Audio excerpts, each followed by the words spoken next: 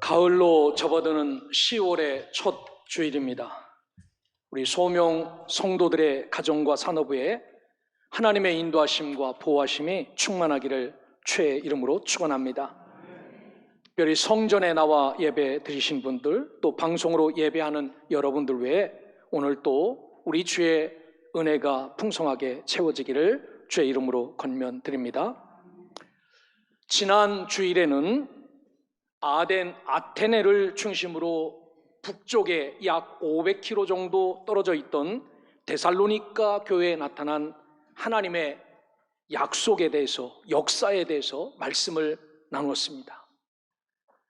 데살로니가 교회는 바울이 2차 복음전도 사역 중에 그 도시에 가서 3번의 안식일, 즉 21일을 지내며 성경을 가지고 복음을 강론하였습니다.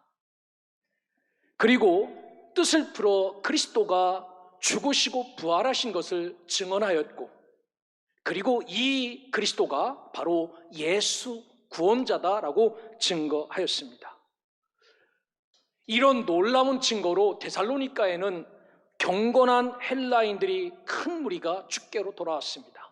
경건하다는 이야기는 우리가 옷 잘 입고 깨끗하다는 이야기가 아니라 그들의 신에 충성스러웠던 사람들, 자기들의 우상에 최선을 다해서 헌신하던 이 헬라의 사람들이 주께로 돌아왔습니다. 뿐만 아니라 적지 않은 귀부인들도 권함을 받았다. 이 사도 바울 때문에 하나님을 만나게 되고 하나님과 화해하게 되었고 하나님을 신뢰하게 되었고 바울과 실라를 따랐다라고 성경은 말합니다. 그래서 드디어 데살로니가 지역에 교회가 세워집니다. 21일간의 바울의 전도 때문에 이 데살로니가 교회가 세워져 그 교회가 어떻게 살아났는지 데살로니가 전후서를 보면 믿음의 역사가 있는 교회였습니다. 사랑의 수고도 있었고 소망의 인내도 있는 교회였습니다. 이 적은 교회가 이 마게도냐 아가야의 본이 되는 교회가 되었다라고 말씀을 합니다. 사도 바울이 21일간 복음을 전한 것 때문에 이런 교회가 세워진 것입니다. 사랑하는 성도 여러분, 저와 여러분들도 우리 교회가 이런 교회가 되기를 주의 이름으로 축원합니다. 힘도 없고 능력도 없지만 이 안에는 믿음의 역사가 있고 사랑의 수고도 있고 소망의 인내도 있어서 다른 사람들에게 본을 보일 수 있는 교회. 자, 오늘은 이제 아덴을 중심으로 지난주에는 북쪽에 있는 데살로니가 교회를 이야기했다면요, 오늘 아덴을 중심으로 서남쪽에 있는 고린도 교회에 대해서 말씀을 드리겠습니다.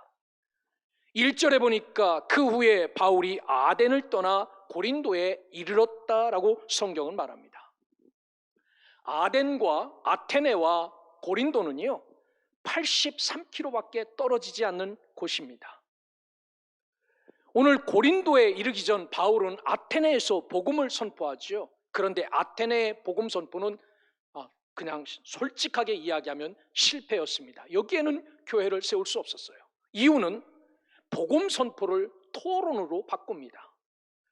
철학적인 사고가 가는 사람들이기에 무식한 전도보다는 철학적인 토론으로 접근한 것이 더 효과적이라고 생각했던 것 같습니다.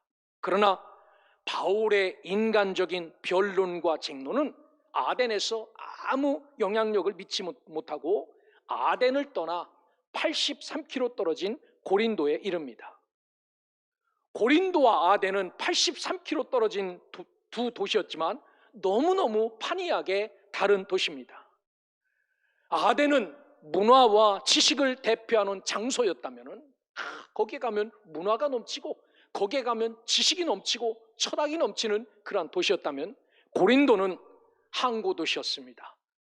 상업이 넘쳐나고 방탕의 도시였습니다.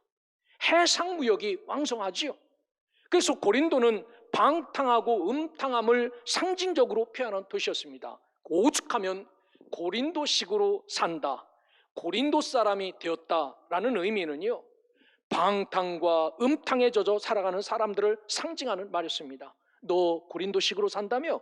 너 고린도 사람으로 산다며? 이 이야기가 좋지 않은 이야기였어요. 고린도 전서에 보면은 고린도 교회에 보낸 바울의 편지 속에 고린도 교회가 얼마나 엉망이었는지 확인할 수 있습니다. 그가 교회에 보낸 편지인데요, 세상에 보낸 것도 아니고 예수 믿는 교회에 보낸 편지인데요, 그들에게는 분쟁과 파벌의식이 넘쳤습니다. 예수 그리스도를 머리로 한 마음 한 뜻에서 교회를 섬기지 않았습니다. 뿐만 아니라 사도 바울은 말합니다. 세상 사람들도 안 하는 짓을 하는 지나친 음행이 너희에게 있다라고 말해요. 세상 사람들도 그렇게 살면 너무 부끄러워서 안 하는데 고린도 교회 안에는 이런 음행이 비일비재했다라고 말합니다. 자기의 계모와 관계하는 그런 사람들도 있었고요, 입에 담기 힘들 만한 그런 음행이 교회 안에 있었어요. 그럴듯하게 하는 천박한 이기주의와 교인들끼리 서로 고소하고 고발하고 법정에 서는 일이 비일비재했습니다. 고린도 교회가 이런 교회였습니다. 뿐만 아니라 노골적인 물질 만능주의입니다. 무역을 해야 되니까 믿질 수는 없지요. 하지만 진짜도 아닌 걸 진짜처럼 가짜인 것을 뻥튀겨서 이렇게 하는 폐단이 여기에 넘쳤습니다. 이게 고린도 교회, 고린도 지역의 모습이었습니다. 오늘 우리는 이 고린도 교회가 형성되어 가는 과정의 말씀을 들으며 우리가 다짐하고 결심해야 될 주제들이 참 많습니다. 여러분, 우리가 섬기는 이 교회 안에는 2000년 전에 고린도 교회의 모습이 나타나서는 절대로 되지 않습니다. 예수 그리스도를 머리로 사랑하고 섬기며 위로하고 격려하고 축복하며 말씀대로 살아가는 소명의 성도들, 그래요, 어디에 꺼내놔도 하나님 앞에 복된 우리 교회로 저와 여러분들이 세워나가고 우리가 그렇게 살아갈 수 있기를 주의 이름으로 축원합니다. 오늘 말씀을 보면 사도 바울이 아덴에서 떠나올 때 실패하고 떠나오지요. 그 마음이 오죽했겠습니까? 무거웠지요. 여러분, 가는 곳마다 핍박을 받고 복음을 전해야 환영도 못 받고 어디 가서 밥 한 끼 제대로 먹을 수 없고 다리 뻗고 잘 곳도 없는 그런 삶을 삽니다. 심지어 계획대로 이루어지기라도 한다면 위로가 되겠지만 교회도 세우지 못하고 아덴을 떠나 고린도에 도착한 바울의 마음은 무거웠지요. 그런데요, 주님의 뜻대로 살아가려고 발을 버둥치면요, 하나님은 돕는 자를 붙여주신다는 사실을 반드시 깨닫고 살아가시기를 주의 이름으로 축원합니다. 실패했습니다. 졌습니다. 무너졌습니다. 깨어졌습니다. 그래도 나는 말씀대로 살아가리라 라고 다짐하면 하나님은 돕는 자를 붙여주신다라는 말입니다. 이렇게 혼탁한 고린도에 뭐 본이 될 만한 게 있을까라고 했는데 사도 바울은 이 고린도에서 여름 냉수와 같은 사람, 사도 바울을 시원하게 해주는 사람을 만납니다. 2절에 보면 아굴라라 하는 본도에서 난 유대인 한 사람을 만나니 글라우디오가 모든 유대인을 명하여 로마에서 떠나라고 한 고로 그가 그 안에 브리스길라와 함께 이탈리아를 떠나 온지라 바울이 그에게 가매라고 말합니다. 역사적으로 로마 황제였던 글라우디오는 로마의 4번째 황제였습니다. 소아마비 장애자였습니다. 로마 원로들은 요 황제, 장애가 있는 이 사람을 황제로 세우면 자기 말을 잘 들을 것 같아서 이 글라우디오 황제, 장애가 있었지만 이 사람을 황제로 세웁니다. 이 사람이 통치할 때 AD 49년에 어떤 일이 로마 안에서 벌어졌냐면요, 유대인들과 그리스도인들이 싸우기 시작했어요. 로마에서 보기에는 참 웃기는 일입니다. 저 동쪽에서 온 나라 사람들이 자기네 나라 와서 싸우니까, 그것도 신앙적인 문제 때문에 이 일로 로마에 사는 유대인들 2만 5천 명 정도를 다 쫓아냅니다. 이때 추방돼서 로마 아래 고린도에 있는 그곳으로 온 사람들이 이 브리스길라와 아굴라였습니다. 이 사람들은 흑해 연안의 태생입니다. 본도, 지금 터키 지역입니다. 시커먼 잿더미 속에서 석탄만 나오는 게 아니라 여러분 다이아몬드도 같이 나온다는 사실입니다. 시커멓게 썩고 부패한 고린도에서 그 나쁜 사람들만 사는 것이 아니라 브리스길라와 아굴라 부부도 만나요. 3절에 보면 이들은 바울과 같은 직업이었고 바울에게 1년 6개월 동안 집을 내어주고 같이 삽니다. 바울은 아굴라 집에 머물면서 그 집에 교회를 세우지요. 그게 바로 고린도 교회의 시작이었습니다. 다른 사람을 데려다가 1년 6개월 동안 먹여주고 재워주고 일감도 주는 것 쉽지 않지요. 그런데 오늘 그런 사람을 만난 겁니다. 여기서 바울은 다른 짓 했는가 1년 6개월 동안 머물며 복음을 강론하고 뜻을 풀어 그리스도를 증언하며 결국 이 예수가 곧 구원자 그리스도라고 선언하는 삶을 살았습니다.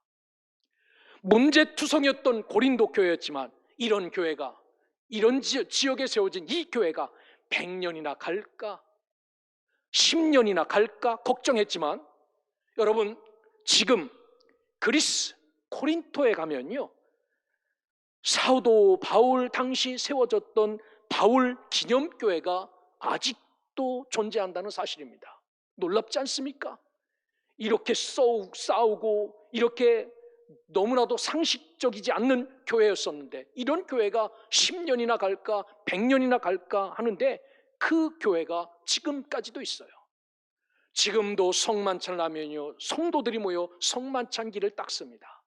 교회가 상당히 웅장하죠. 예전부터 있던 그 조각품들 하나하나 닦지요. 교회 입구에 가면은 이 고린도 교회 역대 담임 목사 명단이 쭉 새겨져 있습니다. 궁금하지 않습니까? 1대 담임 목사가 누군지. 1대 사도 바울이 고린도 교회 담임 목사라고 기록이 되어져 있습니다. 2대 목사는 아볼로였고요, 3대 목사는 실라였습니다. 현재 89대 목사가 이 교회에서 담임 목회를 하고 있습니다. 놀랍지 않습니까? 89대, 우리 교회는 2대째인데 89대가 지나니까요, 세월이 얼마나 지났냐면요 1958년이 지났어요.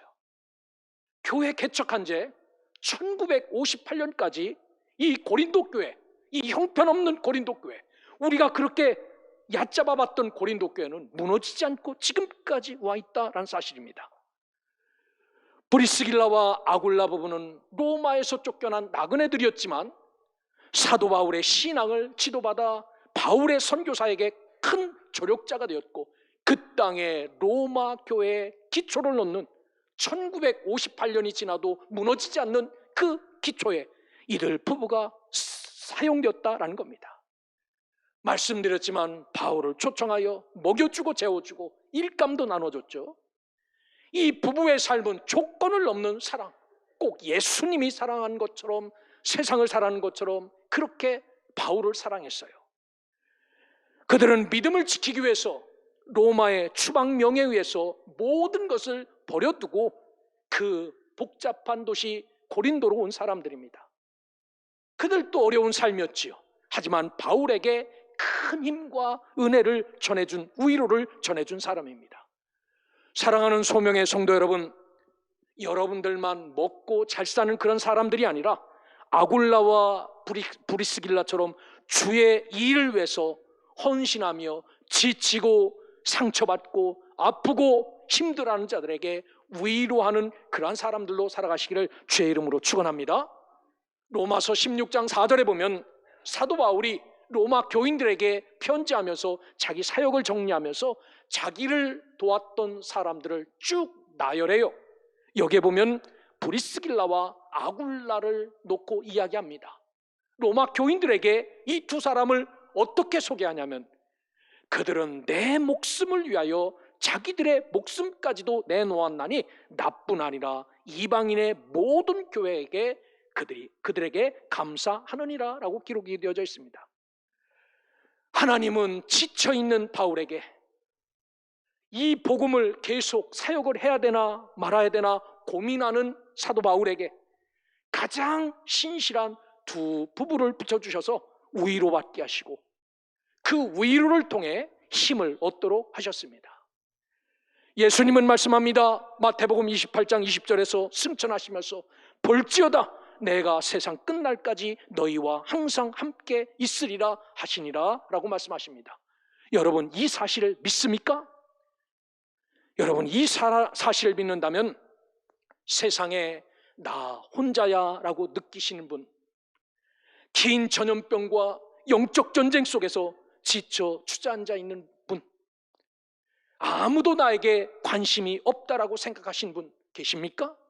여러분, 사람들은 여러분을 몰라줘도 하나님은 여러분을 기억하고 눈동자처럼 지키고 인도하신다는 사실을 기억하고 여러분들의 믿음이 연약해지지 않고 그래도 말씀 붙잡고 복음 따라 살 때 하나님은 우리에게 위로자를 붙여주신다는 사실을 기억하고 바울처럼 힘들어도 낙심이 돼도 절망스러워도 복음 붙잡고 말씀 붙잡고 살아가는 주의 백성들 되시기를 주의 이름으로 축원합니다. 오늘 이렇게 주님의 뜻대로 살아갈 때 새로운 삶의 의지도 허락하여 주시죠. 사도 바울은요, 그 어디서도 한 번도 밝히지 않았던 천막 만드는 일을 한다라고 오늘 3절에 이야기해요. 그래서 바울은 고린도에 머물면서 아굴라와 브리스길라 부부와 함께 기숙하며 천막을 만들며 팔았습니다. 여러분, 우리가 생각하기를 바울은 율법이나 가르치는 선생님인 줄 알았는데, 좀 고상한 분인 줄 알았는데, 사도 바울은 천막을 만드는 일이 생업이었다라고 밝힙니다. 여러분, 이 일이 유대인들에게는 어떤 일이었냐면요, 유대인들에게 당신 천막을 만들어서 파실 일을 하겠습니까? 라고 물어보면요, 100사람에게 물어보면 한 사람도 예라고 대답하지 않는 가장 비천한 일이 천막 만들어서 파는 일이었습니다. 왜냐면요, 당시 유대인들은 천막은 죽은 짐승의 가죽을 이용하여 만드는 도구인데, 유대인들은 짐승의 가죽을 부정한 것, 죽은 것은 부정한 것으로 취급하였습니다. 그래서 이것을 만들거나 이것을 가지고 먹고 사는 것은 아주 저급한 일이었어요. 그런데 사도 바울이 이 일을 하지요. 부정하다고 여기는 천막 만드는 생업을 기쁨으로 감당하는 것을 볼 수 있습니다. 이유는 뭡니까? 이거에서 잘 먹고 돈 쌓아놓고 부유하기 위해서입니까? 아닙니다. 예수 그리스도의 복음을 이 고린도에 전하기 위해서 하지요. 그래서 사도 바울은 생업을 위해서는 천막을 만들지만 주를 위해서는 모든 기회를 활용하는 것을 볼 수 있습니다. 4절을 보십시오. 바울은 안식일마다 회당에서 유대인들과 강론하였다라고 말합니다. 여러분, 구약의 율법만 있는 것 아닙니다. 율법으로 끝나는 것 아닙니다. 여기서 더하여 이 말씀대로 예수 그리스도가 오셨고 그분만이 우리의 구세주입니다라고 강론, 아주 철저하게 말하고 설교하고 훈계하였다라고 성경은 말합니다. 유대인들에게 뿐만 아니라 평일에는 천막을 살아오는 고린도인들에게 복음을 권면하였다. 페이도입니다. 그들이 예수가 누군지 알지 못합니다. 율법이 뭔지도 알지 못합니다. 사도 바울은 그들에게 이 복음을 권면, 페이도 설득하고 복음과 화해시켜 하나님과 이들을 친구로 만들었다라고 성경은 말해요. 사랑하는 여러분, 우리도 바울처럼 하나님께서 세우신 삶의 자리가 있다면 그 자리에서 기쁨과 감사함으로 최선을 다하는 삶을 사시기를 주의 이름으로 축원합니다. 그 일로 여러분만 먹고 사는 것이 아니라 그 일로 만나는 사람들마다 예수가 누구신지를 말씀하고 예수가 그 사람들에게 어떤 주인인지를 잘 설득시키고 화해시켜 예수와 그 사람들을 친구로 맺어주는 일에 여러분들이 쓰임받을 수 있기를 주의 이름으로 축원합니다. 사도 바울은요, 힘들고 어렵지만 포기하지 않고 믿음 따라 살아갈 때 하나님께서 그에게 생업도 주시고 삶의 의지도 허락하여 주셔서 그 삶의 의지로 일도 하지만 자기에게 맡겨주신 일도 잘 감당하였다라고 말합니다. 결국은 그 힘으로 어떤 일을 하면 복음을 성실하게 전하는 일을 하게 되지요. 바울에게 고린도 땅은 아픔의 땅이었습니다. 그렇게 오랫동안 복음을 전해도 이 고린도 교회 교인들은 하나님의 말씀을 듣지 않았어요. 그래서 사도 바울은 고린도를 보고 애증이 많은 땅이었습니다. 뿐만 아니라 축복의 땅이죠. 자기들의 목숨까지도 내놓으면서 신실하게 동역했던 브리스길라와 아굴라를 여기서 만났기 때문입니다. 결국 이 부부들 때문에 고린도 교회가 세워지고 그 기회를 활용하여 복음을 강론하고 권면하였습니다. 이런 삶을 한참 살았어요. 그런데 그렇게도 기다렸던 실라와 디모데가 저 마게도냐, 그러니까 데살로니가 교회가 있고 빌립보 교회가 있던 그 마게도냐에서 내려옵니다. 이때부터 바울은 오직 말씀 전하는 일에만 힘을 쏟고 예수가 그리스도됨을 유대 사람들에게 밝히 증언하였다라고 성경은 말해요. 지금부터 상처 입은 사도 바울이 상처가 회복되고 그래도 동역자들이 세워진 다음에 사도 바울은 자기가 여기에 있는 삶의 목적대로 살아가는 것을 볼 수 있습니다. 오늘 우리도 마찬가지입니다. 하나님이 주신 은혜 있다면 그 은혜 안에서 나에게 왜 이런 은혜를 베풀었는지 잘 기억하시고 삶의 목적에 합당한 삶을 잘 살아갈 수 있기를 주의 이름으로 축원합니다. 사도 바울이 목적에 합당한 삶을 예수를 그리스도라 밝히 증언하는 삶을 살아요. 지금도 여전히 저 안디옥 교회에서는 사도 바울을 위해서 증보기도 하죠. 바울이 어디 가든지 위협받지 않게 하시고 바울이 어디 가든지 담대하게 복음을 전하게 해달라고 하지요. 그런데 약간 삐딱선을 탔다가 다시 제자리로 돌아와 예수를 그리스도라 밝히 증언하였다. 이게 목적에 합당한 삶이지요. 하나님의 말씀에 붙잡혀 유대인들에게는 예수 그리스도라 밝히 증거하니라고 말합니다. 여기 하나님의 말씀이 붙잡혔다는 겁니다. 슈네코라는 단어를 썼어요. 이게 함께 잤답니다. 성령님도 사도 바울을 잡고 사도 바울도 성령님을 잡은 겁니다. 좀 쉽게 말하자면 하나님의 말씀에 완전히 체포되고 점유되어 유대인들에게 예수가 그리스도라고 밝히 증거하고 입증하고 증명하였다라고 말합니다. 여러분, 율법이 답니까? 아닙니다. 하나님은 이 율법을 통하여 뭐를 준비했습니까? 그리스도를 준비했습니다. 그분이 이 땅에 오셨고 죽었고 살았고 지금도 믿는 자에게 영생을 주시는 하나님이십니다 라고 증거해요. 이렇게 증거하고 삽니다. 이 일, 목적에 합당한 삶을 사도 바울이 살아요. 오늘 고린도에서 하나님의 영에 점령되어 예수가 그리스도라는 사실을 입증하고 만나는 사람마다 예수 믿게 만들었다라고 말씀합니다. 오늘 예수 믿는 저와 여러분들, 우리에게도 목적에 합당한 삶이 있습니다. 예수 그리스도인으로, 아버지로 어머니로, 아들로 딸로 있지요. 이런 성실한 은혜, 목적에 따라 합당한 삶을 살아가는 이 은혜가 여러분에게 충만하게 부어지기를 주의 이름으로 축원합니다. 사도 바울은요, 목적에 합당하게 사니까 바울의 사역을 막을 자가 없다라고 말합니다. 6절에 보면 이렇게 말합니다. 저희가 대적하여 비방한 것을이라고 말합니다. 유대인들을 만나는 사람마다 사도 바울이 예수 그리스도를 이야기하죠. 그러니까 저들이 비방하는 겁니다. 고린도 후서에 보면요, 사도 바울을 뭘로 비유하냐면은 중매쟁이로 비유합니다. 나 중매쟁이라고. 뭐 사람 A, B 찾아다니면서 중매한다는 이야기입니까? 아니죠. 신랑과 신부 될 사람이 있습니다. 중간에 서서 신랑에게 이분이 예수 그리스도입니다. 신부에게 이분이 예수 그리스도입니다. 이렇게 소개해주는 이 삶을 사는 겁니다. 여러분, 중매쟁이 한번 해보셨습니까? 한 번 말해서 됩니까? 안 됩니까? 정말 좋은 사람이 있으면은 이 두 사람을 결혼시키려고 1000번이고 10,000번이고 찾아가죠. 사도 바울이 이렇게 찾아다녔습니다. 그래서 열심히 그들에게, 진짜 신랑이 누군지 모르는 그들에게 예수가 여러분의 신랑입니다, 예수가 여러분의 구원자입니다 라고 말했더니 사도 바울 미친놈이라고 비방하는 겁니다. 그러면서 사도 바울을 막습니다. 근데 사도 바울이 막힙니까? 7절에 보니까 바울은 핍박자들을 떠나 하나님을 경외하며 옆에 있는 집 유스도라는 이방집으로 들어갔는데 기가 막히게 회당 옆이었어요. 8절에 보니까 회당장 그리스도가 자기 온 집안 식구와 함께 주 예수를 믿었고 수많은 고린도 사람도 믿고 세례를 받았다라고 말합니다.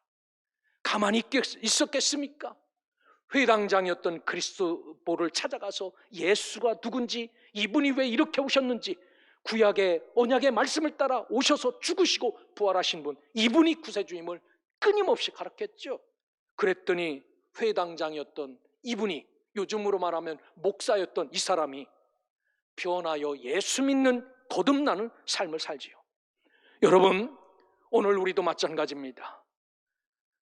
하나님 뜻대로 사는 자 막을 자 없습니다. 목적에 합당한 삶을 사는 사람은 하나님이 막지 않지요. 오늘 우리에게도 이런 막혀도 열리는 형통함이 있기를 주의 이름으로 축원합니다. 아무렇게나 살아간다고 열립니까? 목적에 맞게 살아갈 때 묶이고 막힌 것도 열려진다라는 사실입니다. 뿐만 아니라 그가 살아낸 목적에 합당한 삶을 살 때요, 뭐라고 말씀하냐면은 두려워하지 말고 침묵하지 말라라고 9절에 이야기해요. 너 지금 고린도에서 다 썩어서 흐물흐물한 고린도에서 이 복음을 증거하지만 여기에서 이것 전하다가 나 죽을까? 이거 전하다가 어떻게 될까? 내일은 이거 전하다가 밥이나 먹고 살 수 있을까? 이거 두려워하지 말고 매푸어 배워. 그래서 성령님이 나타나서 사도 바울을 붙잡고 너 고린도에서 도망칠 생각 마라. 너 이 일에서 달아날 생각 마라. 그리고 침묵하지 말라라고 말합니다. 하나님의 말씀에 붙잡혀 살았던 바울이지만 두려워하는 마음이 충만했습니다. 그만하고 싶은 마음이 들었던 것 같습니다. 그런데 하나님의 영은 바울에게 말하기를요, 두려워하지 말고 침묵하지 말라. 너 사람 만나면 벙어리처럼 바보처럼 잠잠하게 서 있지 말고 내가 알고 깨닫는 것 담대하게 증거하라 라고 말하죠. 바울이 시간이 지난 뒤 고린도 교회에게 편지를 해요. 고린도 전서 2장 3절에 보면 고백하기를 뭐라고 고백하냐면, 내가 너희 가운데 거할 때 아덴에서 선교 실패하고 고린도에 내려와서 내가 이 일을 계속할까 말아야 될까, 내가 너희 가운데 거할 때 나 그때 약하며 나 그때 두려웠으며 나 그때 심히 떨었노라 라고 고백해요. 진심이 느껴지는 고백이었습니다. 얼마나 그 상황이 무섭고 힘들었으면 내가 너희들 곁에 거할 때 약하고 두려워하고 심히 떨었더라 라고 말합니다. 이때 하나님께서 사도 바울에게 주신 말씀은 뭡니까? 두려워하지 말고 침묵하지 말라라는 소리를 듣습니다. 이게 어떤 삶이기에? 목적에 합당한 삶이기에. 결국 이 진리를 깨달은 사도 바울은 로마서에 나 복음 부끄러워하지 않는다 라고 말합니다. 오늘 저와 여러분들에게도 두려워하지 않고 침묵하지 말라는 이 말씀이 우리에게 주시는 말씀이 되기를 주의 이름으로 축원합니다. 내가 누구와 함께 일하든지 어디에 서 있든지 내가 지금 약하고 두렵고 무서워 심히 떨고 있지만 너 두려워하지 말고 침묵하지 말고 이것 증거하며 살아라 라고 목적에 합당한 삶, 이것이 저와 여러분에게 주시는 말씀이 되어 하나님의 은혜로 잘 살아낼 수 있기를 주의 이름으로 축원합니다. 이 목적에 합당한 삶을 살 때 마지막으로 하나님은 바울에게 뭐라고 말씀하시냐면요, 내가 너와 함께 있겠다라고 10절에 말해요. 창세기부터 계시록까지 계속해서 하신 말씀은요, 내가 너와 함께 한답니다. 아브라함아 내가 너와 함께 있다. 노아야 내가 너와 함께 있다. 모세야 내가 너와 함께 있다. 여호수아야 내가 너와 함께 있다. 여러분, 오죽하면 예수님이 하늘 보좌를 버리고 우리와 함께 하시기 위해서 임마누엘, 하나님이 우리와 함께 하시기 위해서 이 땅에 오셨겠습니까? 이게 함께 하심입니다. 이렇게 주님이 함께 하신다는 약속보다 더 위로의 말씀은 사도 바울에게 없었죠. 바울은 이 말씀을 꽉 붙잡습니다. 그리고 고린도를 떠나지 않고 1년 6개월 동안을 그 고린도 땅 다 썩어진 땅, 흐물흐물한 땅, 정말 버리고 싶은 땅, 그 땅에 남아서 1년 6개월 동안 말씀을 전하고 가르치고 강론하지요. 이런 바울의 사역 때문에 더러움과 부정의 대명사였던 고린도에 복음이 전해집니다. 그리고 생각하기를 이 교회가 얼마나 갈까라고 생각했는데 그 교회가 세워지고 89명의 사역자가 그 교회를 섬겨 지금 사도 바울이 그 교회를 세운 지 1958년이 지난 교회, 오늘 또 여전히 거기에서는 우리와 동일하게 하나님을 예배드리는 교회로 남아 있는 것입니다. 여러분 어떻습니까? 처음 시작은 너무나도 미약했지요. 처음 시작은 두렵고 떨림이었습니다. 하나님은 주의 뜻대로 살아갈 때 돕는 좋은 사역자들을 붙여주시죠. 브리스길라와 아굴라를 붙여주셔서 위로받게 하시고 든든히 세워지게 하셨습니다. 뿐만 아니라 어떤 어려움 속에서도 새로운 삶의 의지를 허락하여 주셨어요. 정말 비천한 일이었지만 천막을 만들며 입술을 불칠을 하며 때만 나면 나가서 예수가 그리스도라는 것을 전하고 증거했죠. 이 일이 이제 동역자들이 오자 담대하게 나서서 복음을 가르치죠. 여러분, 하나님이 공급하시는 담대함으로 사도 바울은 입을 열어 성실하게 전할 수 있도록 하나님은 그에게 목적에 합당한 삶을 살게 도와주셨습니다. 이 모습이 2000년 전 고린도 교회를 섬겼던 바울의 모습이었습니다. 오늘 이 모습이 우리의 모습이어야 함을 기억하시고 이 시대에 우리가 바울처럼 이 구원의 놀라운 은혜를 너무너무 감사하고 하게 생각하여 이 은혜를 성심껏 나누고 이 복음을 전하고 이 복음을 강론하여 우리도 이 세우신 삶의 자리에서 참 내가 너를 합당한 자리에 세웠더니 정말 목적에 맞게 잘 움직였다라고 하나님이 축복하실 만큼 하나님 뜻대로 잘 살아가는 우리 소명의 성도들 되시기를 주의 이름으로 축원합니다.